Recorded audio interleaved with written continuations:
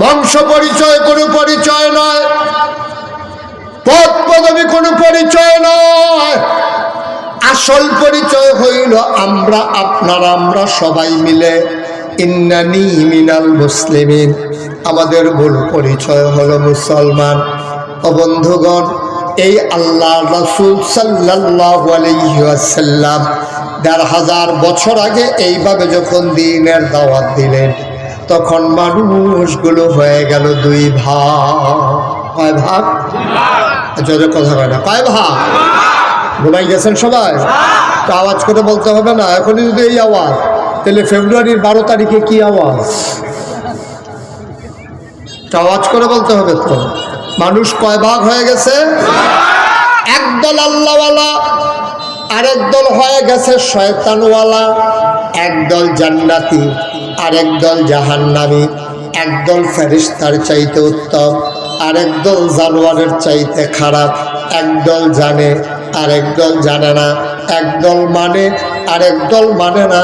দুই দলের দাম কি সমান?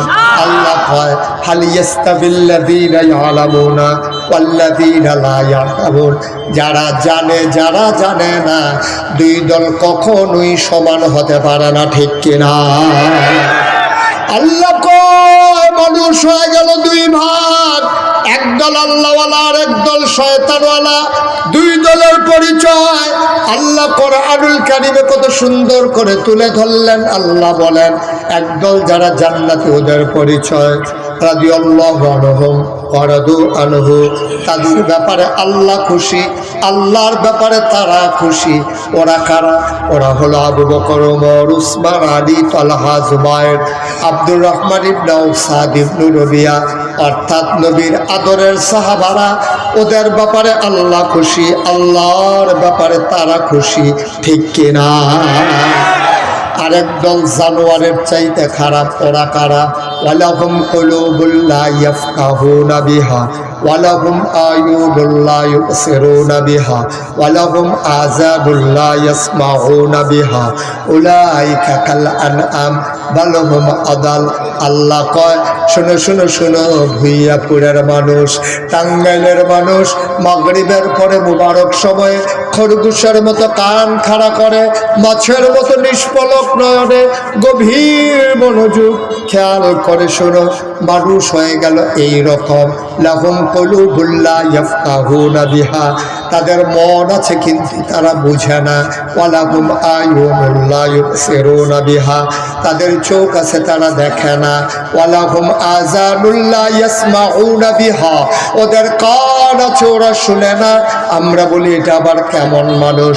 আল্লাহ কয়, আমি কি বলছি নাকি মানুষ? উলাইকা কাল আনআম, ওরা চতুষ্পদে জানোয়ারের মতো। আল্লাহ কয় না রে না, জানোয়ারেরও কিছু বোঝ আছে। বালহুম আদাল, এগুলা জানোয়ারের চাইতে আরো নিকৃষ্ট, ঠিক কিনা? নবী আসছিলেন কত বছর আগে? ঘুমাই গেছেন ৫০০০ বছর আগে, ১৫০০ বছর আগে। সেই মানুষগুলোকে বানাই দিলেন একদল এইরকম, যাদের ব্যাপারে আল্লাহ খুশি, আল্লাহর ব্যাপারে তারা খুশি। তার একদল হয়ে গেল এমন জানোয়ারের চাইতে খারাপ। তখন তো নবীজাকে ইউনিভার্সিটি ছিল না। খুব খেয়াল করে শুনেন, নবী যেই সোনার মানুষ বানাইলেন, তখন কি ছিল? বাংলাদেশ জামাত ইসলামীর মতো তখন একটা সুসংগঠিত সংগঠন ছিল না। তখন সেই জায়গাকে ইউনিভার্সিটি ছিল না, একটা কামিল মাদ্রাসা ছিল না, একটা দাওরা হাদিস মাদ্রাসা ছিল না, একটা ফাজিল ডিগ্রি মাদ্রাসা ছিল না। আলিম, দাখিল, তারপরে আপনার ক্রেডেট, প্রি ক্রেডেট, তারপর আপনার হাই স্কুল, কলেজ, বিশ্ববিদ্যালয়, কলেজ, ডিগ্রি কলেজ নাই বলতে কিচ্ছু নাই। হাই স্কুল নাই, প্রাইমারি নাই, প্রি প্রাইমারি নাই, গণশিক্ষা নাই, নৈশ শিক্ষা নাই, প্রিন্ট মিডিয়া নাই, ইলেকট্রনিক্স মিডিয়া নাই, ল্যান্ডফোন নাই, মোবাইল ফোন নাই, কুরিয়ার সার্ভিস নাই, পোস্ট অফিস নাই, মোবাইল নাই, ইন্টারনেটের সংযোগ নাই, ডিশের লাইন নাই, চ্যানেল নাই, নাই বলতে কিচ্ছু নাই। রাষ্ট্রীয় অবকাঠামো নাই, দেশ নাই, রাজধানী নাই, রাজপথ নাই, রাজনীতি নাই, প্রেসিডেন্ট নাই, প্রধানমন্ত্রী নাই, গ্রামীণ অবকাঠামো নাই, উপজেলা নাই, জেলা নাই, জেলা প্রশাসক নাই, আইন শৃঙ্খলা রক্ষাকারী বাহিনী, পুলিশ নাই, এসপি নাই, নাই বলতে যখন কিচ্ছু নাই, সেই জমানায় নবী আসলেন আর নবী দ্বীনের দাওয়াত দিলেন। মাত্র 23 বছরের ব্যবধানে যে সমাজটা তিনি বিনির্মাণ করলেন, আজও পশ্চিমা বিশ্বের মনীষী যারা America, Britain, France, Germany, Switzerland, ওখানকার বড় বড় বিশ্ববিদ্যালয়ে গবেষণা হয় 1500 বছর আগে বর্বর যুগে মানুষ যখন চড়ত, উঠে চড়ে, মানুষ যখন যেত ওই কবুতরের পায়ের ভিতরে চিঠি বেঁধে আদান প্রদান করত, খবরের প্রচার করত। এই মানুষগুলো নাই বলতে কিচ্ছু নাই, কেমন করে এমন সোনার মানুষ হলো? গবেষণা করে তারা দেখলো সোনার মানুষ হয়েছে দুইটা জিনিসের মাধ্যমে। একটার নাম হচ্ছে আল্লাহর বিধান, আরেকটা নাম হচ্ছে নবীর তরিকা। সুবহানাল্লাহ বলবেন? বিধান কার? তরিকা কার? আজকে 2025 সাল, একবিংশ শতাব্দীর সূচনা লগ্ন, মাত্র 1/4 ভাগ অতিবাহিত হয়েছে। এখন আমরা কম্পিউটারাইজড, এখন আমরা গ্লোবাল ভিলেজ। এখন ভুইয়াপুর স্কুলের সামনে দাঁড়াইয়া হ্যালো বললে আমেরিকা থেকে শোনা যায়, শুধু শোনা যায় না, দেখাও যায়। সেই যুগে এসে মানুষগুলো হলো বর্বর, আজকে অসভ্য মানুষ।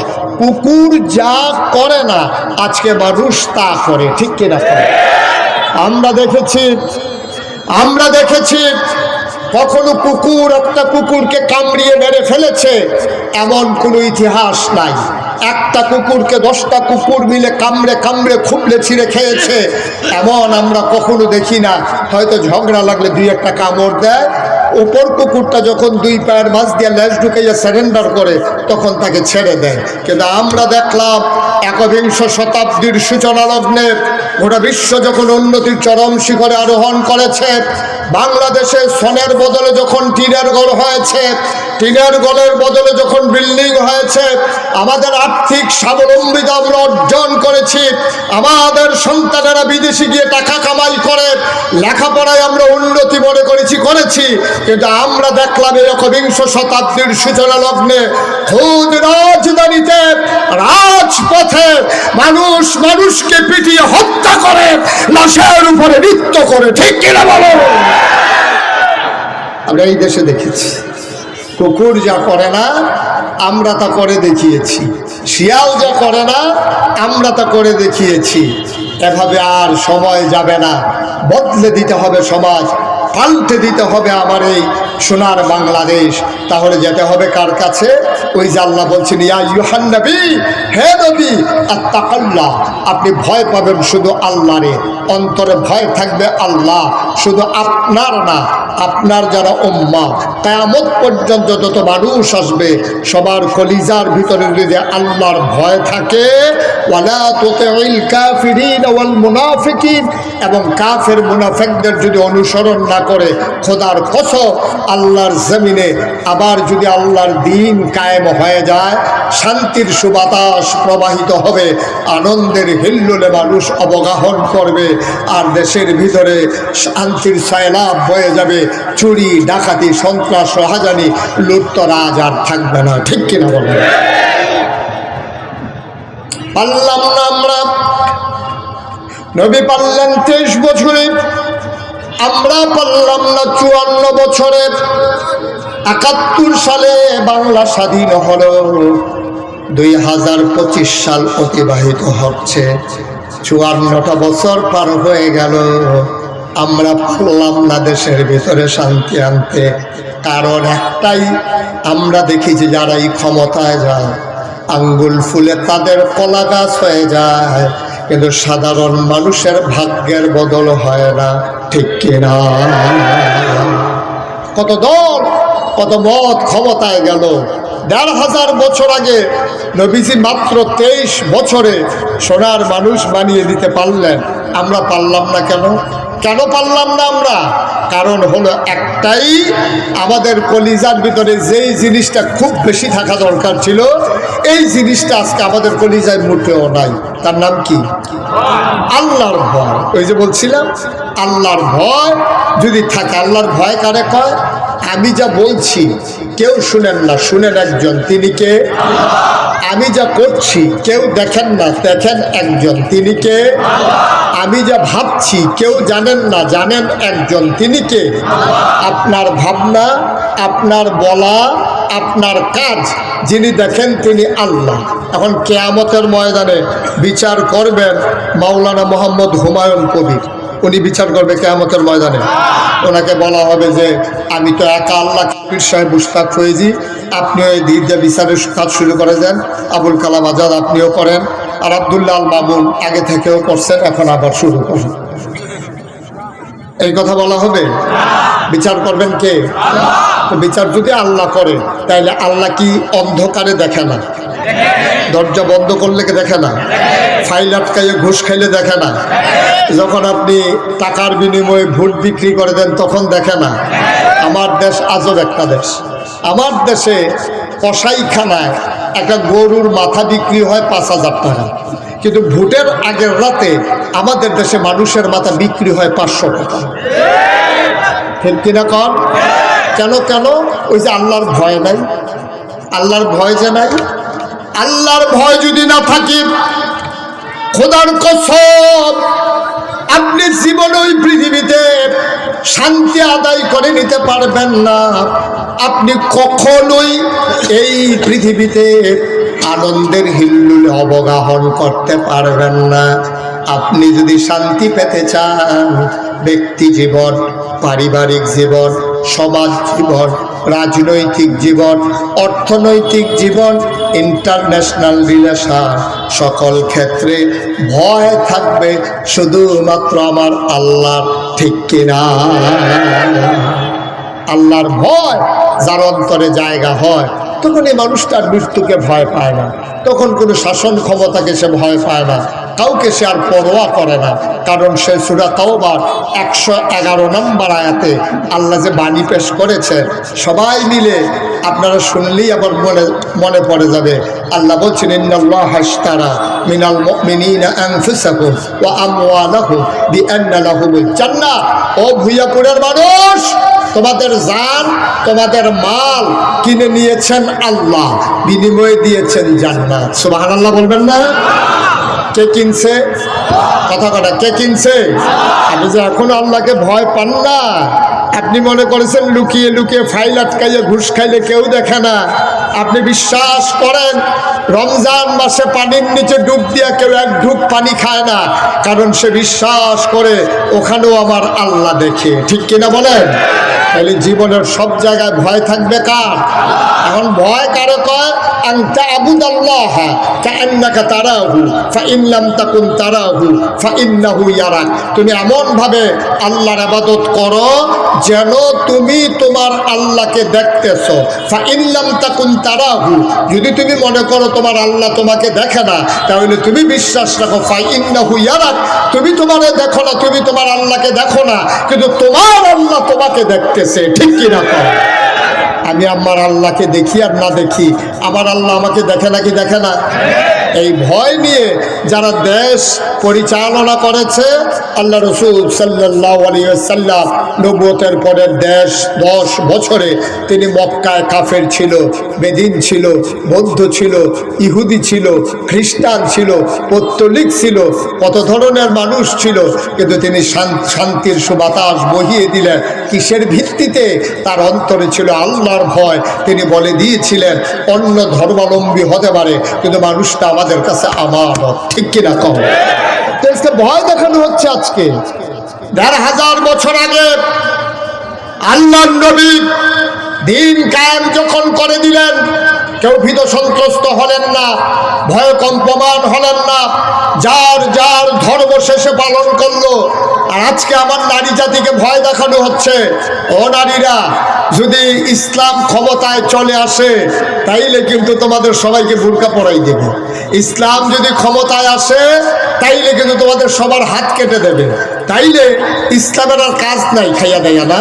যারা ক্ষমতায় আসবে, আলেম ওলামারা, যারা হক্কানি বুজুর্গ ব্যক্তিরা, মনে হয় যেন সবাই কাপড়ের দোকান দিবে একটা কইরা, আর যখনই ক্ষমতায় আসবে দোকানের সামনে দিয়ে যে যাবে তারই ডাক দিয়া বলবে যে বুরকার মাপ দিয়া যাবে। সবাই বুরকার মাপ দিয়ে যান, সবাইকে একটা একটা বুরকা গাও দেওয়ানো হবে না। বিষয়টা এমন না। ইসলাম যখন হবে, আপনি ইসলাম যখন মানবেন, আপনার মনের ভিতরে চেতনা জাগবে আপনার পর্দা করা দরকার। মুসলমানরা কাউকে কোনোদিন জোর করে ইসলামী চেতনায় উদ্বুদ্ধ করতে চায় না। ইসলাম এসেছে আদর্শ দিয়া। আবার যদি বাংলাদেশে এই 2025-26 সালে নতুন করে যদি আবার ইসলামকে বাস্তব রূপ আমরা দিতে পারি, জোর করে কাউকে বুরকা পরানো হবে না। এই যে গরু, ছাগল, কুকুর, বিড়ালগুলা একটাও যে কাপড় পয়রা না পয়রা যে হাঁটতে আছে, কই কেউ তো ধরে কেউ হাফ প্যান্ট পরায় নাই, কেউ পড়াইছে হাফ প্যান্ট, কেউ তো পড়ায় নাই। তো সুতরাং আপনার চিন্তার দরকারটা কি? কেউ কাউকে জোর করে বুরকা পরানোর দরকার নাই। এমনি এমনি দেখবেন অটোমেটিক পরিবর্তন হয়ে যাবে, ঠিক কিনা? তো ১,৫০০ বছর আগে আল্লাহর নবীর ইন্তেকাল হয়ে গেল। ক্ষমতার মসনদে আরোহণ করলেন হযরত আবু বকর সিদ্দিক। ইন্তেকাল হয়ে গেল আবু বকর সিদ্দিকের। ক্ষমতায় আসলেন ওমর। তিনি এসে ঘোষণা দিলেন, ভাইরা আমারে তোমরা ক্ষমতা দিয়েছো, প্রেসিডেন্ট বানিয়েছো, অর্ধেকটা পৃথিবীর প্রেসিডেন্ট আমি ওমর। আমার মন মতো দেশ চালাবো, আমার মন যায় চাতা করবো। তোমাদের কারো কোনো কথা আছে নাকি? সব নিথরে নিস্তব্ধ। ওমরের সামনে দাঁড়িয়ে কথা বলতে পারে এই সাহস কার আছে? খাপ থেকে তরবারি বের করলেন এক যুবক, উপরের দিকে উঠালেন, ডাক দিয়ে কই, ইয়া আমিরুল মুমিনিন, ইয়া খলিফাতুল মুসলিমিন, জান্নাতের সুসংবাদ প্রাপ্ত দ্বিতীয় মানুষ, যার ব্যাপারে নবী বলেছেন, আনা খাতামুন নাবিয়্যিন লা নাবিয়্যা বাদি, আমি হলাম সর্বশেষ নবী, আমার পরে নবী নাই। আমার পরে যদি নবী থাকতো রে, তুই ওমর আমার পরে নবী হইতি। ইয়া আমিরুল মুমিনিন ওমর, আপনি বলেছেন ক্ষমতা পাই আপনার যা মন চায় তাই করবেন, কেউ কিছু বলবে নাকি আপনি জানতে চান? তাকায় দেখেন আমার তরবারির দিকে। খোদার কসম আমরা কেউ কিছু বলবো না, তবে এই তরবারি এমন জোরে একটা আঘাত করবে, যদি আপনি ইসলামের বাইরে চলে যান, তরবারি এমন একটা আঘাত করবে আপনার দেহ থেকে আপনার কল্লাটাকে এক কোপ দিয়া আলাদা করে দেবে। জোরে বলবেন না সুবহানাল্লাহ? ওমরের মতো মানুষের সামনে দাঁড়াই এই কথা বলা চারটিখানি কথা, চারটিখানি কথা না। ওমরও তো সেই উমর। ওমর ঘোষণা দিয়ে দিলেন, আমার দেশের ভিতরে ফুরাত নদীর তীরে একটা কুকুর যদি না খেয়ে মারা যায়, দেখো আল্লাহওয়ালা কারে কয়, জান্নাতি মানুষ কারে কয়, ইসলাম কারে কয়, শোনো, মুখর চুপ কোনো গল্প না, চোখ রাঙানো কোনো কাহিনী না, মন রাঙানো কোনো ঘটনা না, বাস্তব ঘটনা শোনো। ওমর বললেন, আমার দেশের ভিতরে একটা কুকুর যদি না খেয়ে মারা যায়, আর ফুরাত নদীর তীরে কুকুরটা যদি না খেয়ে মারা যায়, কিয়ামতের ময়দানে কুকুরটা যদি আমাকে জিজ্ঞেস করে, ওমর ওমর তোমার শাসক বলে আমি কুকুর কেন না খেয়ে মারা গেলাম, জবাব দাও, সেই দিন আমি ওমরের কোনো জবাব থাকবে না। বলেন সুবহানাল্লাহ। কি আজব কথা!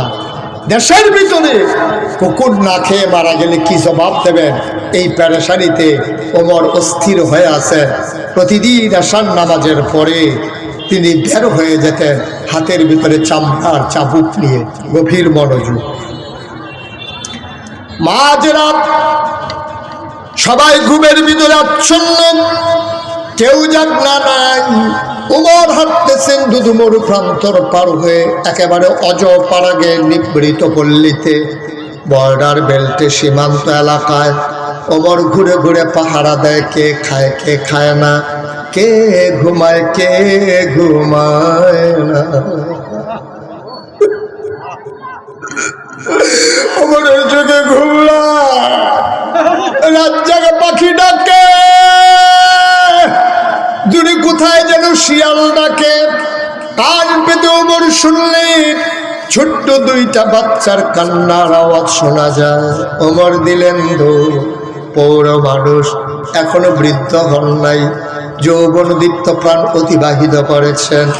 ওমরের আধা পাকা আধা কাছে চুলদারি, দৌড়ে দৌড়ে দৌড়ে দৌড়ে কান্নার আওয়াজ লক্ষ্য করে চলে গেলেন।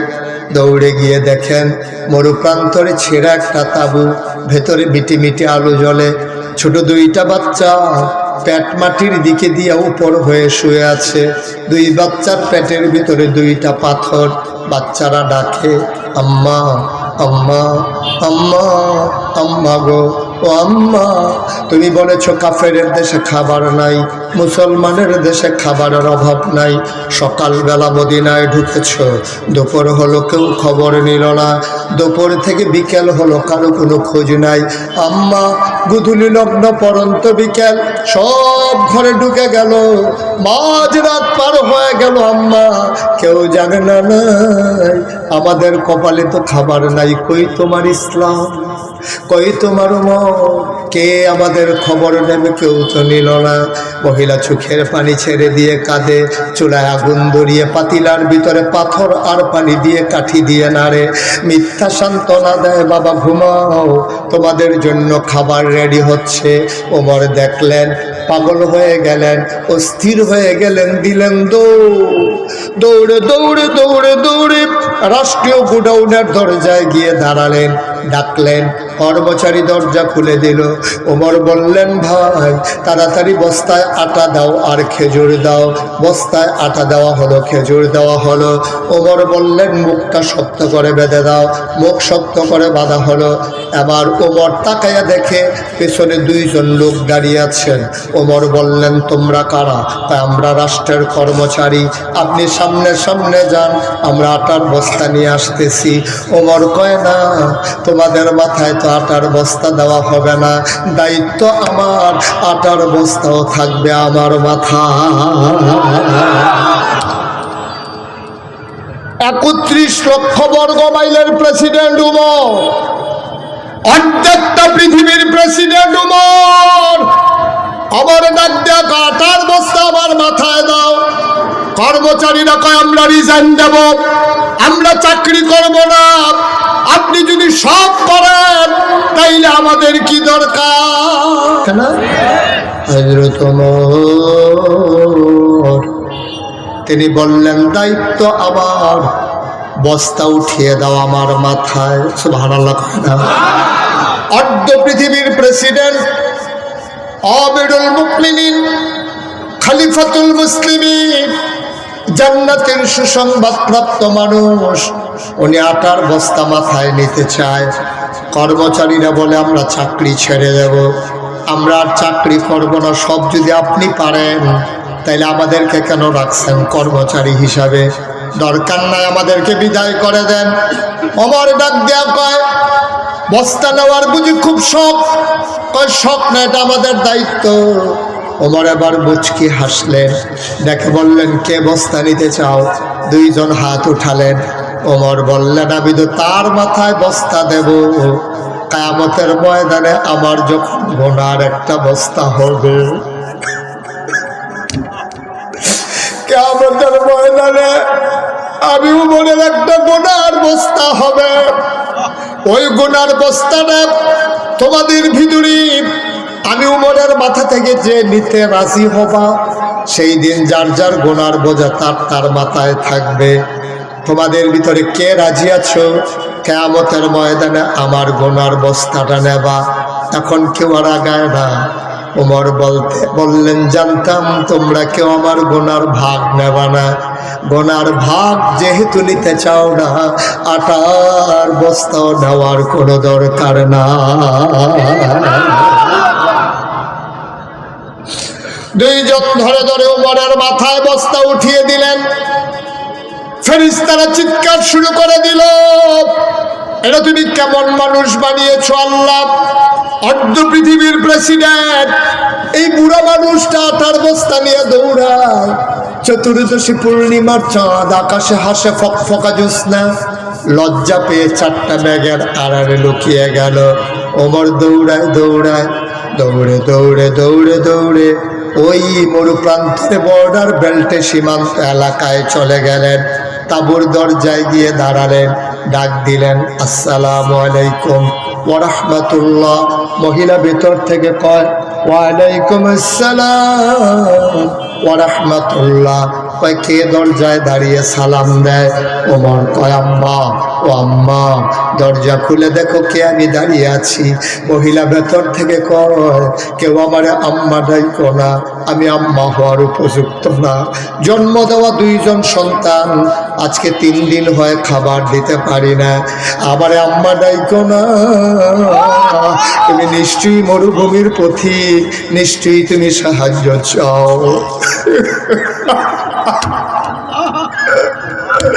নিশ্চয়ই তুমি সাহায্য চাও। জন্ম দেওয়া 2 বাচ্চারা খাবার দিতে পারি না, 3 দিন হয়। আমি রাস্তার পথিককে কেমন করে খাবার দেব? তুমি এখন অন্য দরজায় যাও, কোন এক সময় আমার দরজায় আইসো, আমি ফেরত দেব না। ওমর ডাক দেখো আম্মা, আমি সাহায্যের জন্য আসি নাই, দরজা খুলে দাও। তাকায়া দেখো কে দাঁড়িয়ে আছে। মহিলা দরজা খুলে দিলেন। তাকায়া দেখে আদা কাঁচা আদা পাকা দাঁড়িয়ে আর চুল নিয়ে একটা মানুষ মাথায় বস্তা নিয়ে দাঁড়িয়ে আছে। ওমর রাদিয়াল্লাহু তাআলা আনহু কয় আম্মা, ও আম্মা আমার পাশেই বাড়ি, আমি শুনলাম তোমার ছেলেরা খায় নাই, ঘরে যা কিছু খাবার ছিল নিয়ে এসেছি, অনুমতি দাও ভেতরে ঢুকে যাই। মহিলা বললেন আসো ভেতরে আসো। ওমর ডাক দেয়া কয় মা একটু ধরে দাও, বস্তাটা নামাও দেখি। বস্তাটা নামানো হলো। ওমর ডাক দেয়া কয় আম্মা তাড়াতাড়ি একটু আটা গুলে নাও, তাড়াতাড়ি 2টা রুটি বানাও। ওমা চুলার আগুনটা দেখি নিভে গেছে, তুমি তাড়াতাড়ি রুটি বানাও, এই ফাঁকে আমি ফু দিয়া আগুনটা ধরাই দে। ইসলাম, ইসলাম। তুমি রুটি বানাও, আমি আগুন ধরাই। আদ্য পৃথিবীর প্রেসিডেন্ট ওমর ফু দিয়ে আগুন ধরায় দুঃখিনী মায়ের ঘরে। মহিলা রুটি বানাইয়া ওমরের হাতে দেয়। ওমর রুটিগুলো সেঁকতেছে, 2টা রুটি বানানো হয়ে গেল। ওমর ডাক দেয়া কয় মা ভাইদেরকে ডাকবো নাকি? আমার বাবারা 3 দিন ধরে খান, একটু ডাকো দেখি। বাচ্চারা উঠলেন। ওমর খেজুরের বিচি ফেলে রুটি টুকরা টুকরা করে, রুটির ভিতরে খেজুর দিয়া বাচ্চার মুখে দেয়। ওমর কয় আমি লোকমানে একটা, মুখ চলে আসে 2টা, একটাকে ধাক্কা দিয়ে আরেকটারে লোকমা দেই। ওমর কাঁদতেছেন, মহিলা রুটি সেঁকতেছে আর তাকায়া দেখে বুড়া মানুষটা কান্দে। দাঁড়িয়ে বেবে টপ টপ করে পানি পড়ে। মহিলা কান্দে আর কয় বাবা আমি জানি না তুমি কে, আমি তোমার পরিচয় জানি না, তবে এতটুকুন বুঝেছি তোমার মনে বড় মায়া। তোমার মতো মানুষ থাকতে উমর আবার খলিফা হয় কেমনে? মদিনার মানুষ কি তোমারে দেখে না? তোমারে বাদ দিয়ে উমরকে কেন খলিফা বানাইছে? ওরা কেন উমরকে খলিফা বানায়, তোমারে বানায় না? আমি আগামীকাল সকালবেলা সবাইকে বুঝাইয়া বলবো, সবাই উমরকে বাদ দিয়া তোমারে যেন খলিফা বানাই দেয়। ওমর কয় মা সেই কথা থাক, তুমি এখন একটা রুটি খাও। মহিলা কান্দার কয় না বাবা আমি রুটি খাবো না। সকালবেলা বাচ্চারা আবার কাঁদবে, সেই সময় আমি কোত্থেকে রুটি দেব? আমি তো বয়স্কা মহিলা, মরে যাব না, আমি রুটি খাবো না, বাচ্চাদের জন্য রেখে দাও। ওমর ডাক দেয়া কয় মা আমি যখন চলে এসেছি তোমার আর চিন্তা নাই গো মা, ওমরের সাথে আমার বড় খাতির গো আম্মা, ওমরের সাথে আমার বড় খাতির, আমি যা বলি ওমর তাই করে। তুমি আগামীকাল সকালবেলা মসজিদে নববীর পাশে আসবা, আমি ওমরকে বলে মাসিক রেশনের ব্যবস্থা করে দেব। কানতে কানতে ওমর চলে গেলেন। ফজরের সময় মজলিসে বসলেন, সব মানুষ দেখা করে। মহিলা 2 বাচ্চা নিয়ে দরজায়, মসজিদে নববীর দরজায় গিয়ে দাঁড়ালেন। মহিলা একজনকে জিজ্ঞেস করে ভাই এই জায়গার ভিতরে ওমর কোনটা, এখানে ওমর কোনটা?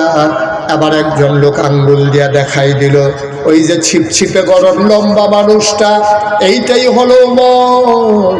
মহিলা তাকায়া দেখে যারে ওমর দেখাইছে এই মানুষটার কেউ না, যেই মানুষটা রাতের বেলা ফু দিয়ে আগুন ধরাইছে।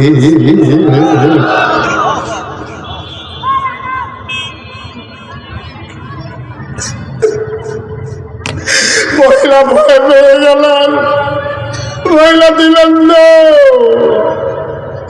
ওমর দৌড়ে গিয়ে মহিলার সামনে দাঁড়ালেন, ডাক দিয়া কয়, মা ও মা কেন দৌড়াও?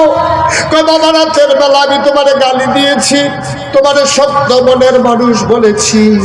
অমর ডাক দেখো, আম্মা গালি দিতে মন চাই না, আরো 2টা গালি দাও। আমি কিচ্ছু বলবো না আম্মা, এই যে চামড়ার চাবুক, আমি পাঞ্জাবি খুলে দাঁড়াই, তুমি ইচ্ছা মতো পিটাও। আম্মা ও আম্মা, গালি দিতে মন চাইলে আরো দাও, পিটাইতে মন চাইলে আরো পিটাও। ও আম্মা, তোমার বিরতি আমার তোমার কাছে, যা মন চাই দুনিয়ায় করো, কিয়ামতের ময়দানে আল্লাহর দরবারে আমার আসামি বানাইও না।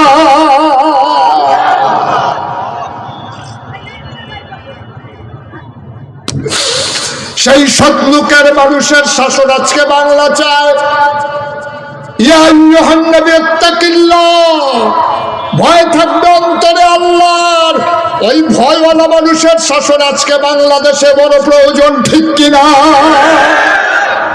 আবার যদি সেই ভয়ওয়ালা মানুষ আমরা দাঁড় করিয়ে দিতে পারি, কোরআনের বিধান যদি সমাজে কায়েম করে দিতে পারি, ওয়ালা তুতিল কাফিরিন ওয়াল মুনাফিকিন, কাফের মুনাফিকদের যদি অনুকরণ আর বন্ধু বানাই নিতে না পারি, আমরা যদি নিজের পায়ে দাঁড়াইতে পারি, আল্লাহর ভয় অন্তরে নিয়ে আমার পরিবার, আমার সমাজ, আমার রাষ্ট্র, আমার দেশ, সব জায়গায় যদি আল্লাহর বিধান কায়েম করতে পারি, তাইলে আমাদের দেশ কাগজে পত্রে নয়, প্রকৃত হতে হবে সোনার বাংলা, ঠিক কিনা?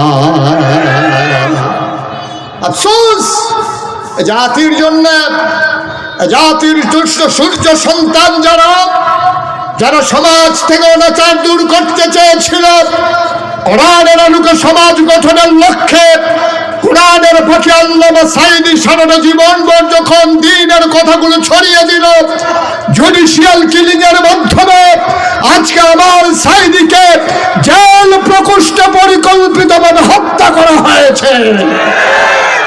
আমরা বলে দিয়েছি এই পথে আমরা যখন নেমেছি, আমরা নামার আগেই সিদ্ধান্ত নিয়েছি, আমরা যারা আল্লাহর জমিনে আল্লাহর দ্বীন কায়েম করতে চাই, আমরা বিশ্বাস করি দ্বীনের পথে চলতে গেলে মামলা হবে, হামলা হবে, জাল জুলুম নির্যাতন হবে, প্রয়োজনে জীবন দেওয়া যাবে, ঈমান দেওয়া যাবে না। রাজি আছো কিনা? হাত তুলে রাখো।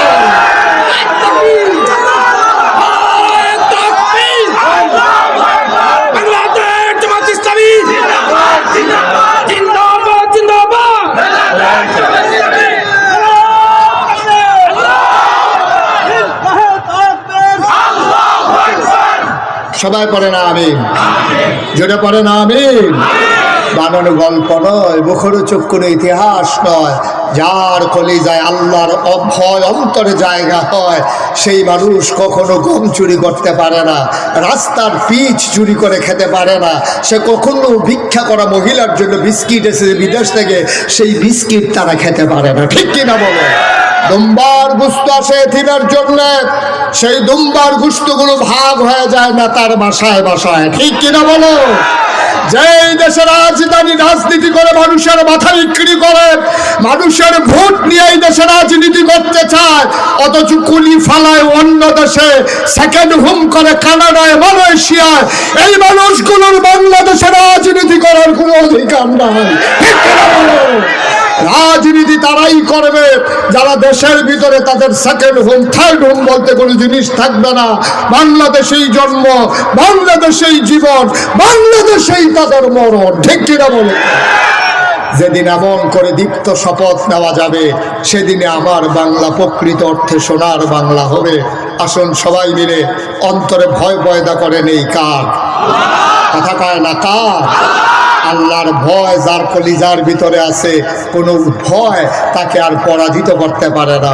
আসুন সবাই মিলে আমরা জয়ী হয়ে যাই, মাথা উঁচু করে দাঁড়াই, চিৎকার প্রচার করে গোটা পৃথিবীর মানুষকে নতুন করে জানিয়ে দিতে চাই যে কোনো ক্রাইসিস পিরিয়ড আমার কাম করার জন্যে যেমন করে অতীতে আমরা ছিলাম, বর্তমানে আছি, ভবিষ্যতেও আমরাই থাকবো ইনশাআল্লাহ। ঠিক কিনা বলেন? সুতরাং আমরা সবার জন্য সবাই মিলে দোয়া করব। দোয়ার আগে